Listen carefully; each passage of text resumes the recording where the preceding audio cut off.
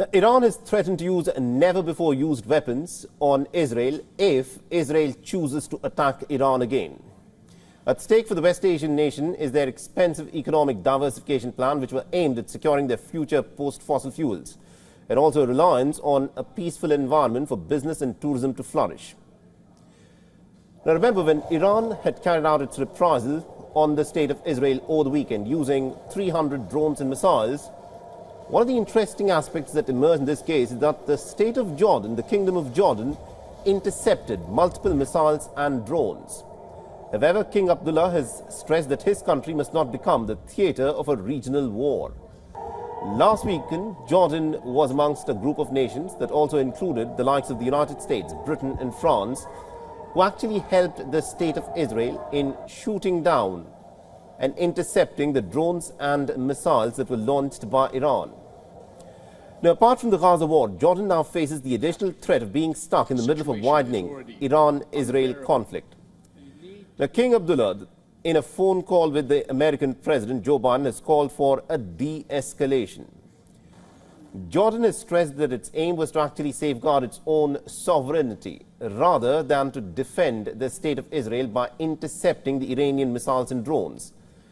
And this was done in anticipation of a possible Israeli response. Now, Jordan's army has said that it is increasing air sorties to prevent any airspace infringement and to defend the kingdom's skies. Now, other Gulf states are also grappling with the widening West Asia conflict. They say that it threatens their security and ambitious plans to reshape their economies.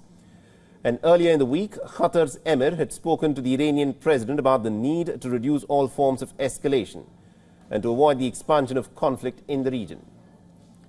Now, the Emirati President Mohammed bin Zayed Al Nahyan also spoke with the Qatari Emir and the King of Jordan and Bahrain.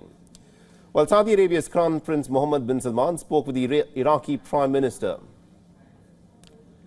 The Saudi Arabia's Foreign Minister spoke with his counterpart in Iran. The Saudi Defense Minister held discussions with his US counterpart. Meanwhile, Oman, which is pretty close to Iran, remains a vital conduit of mediation.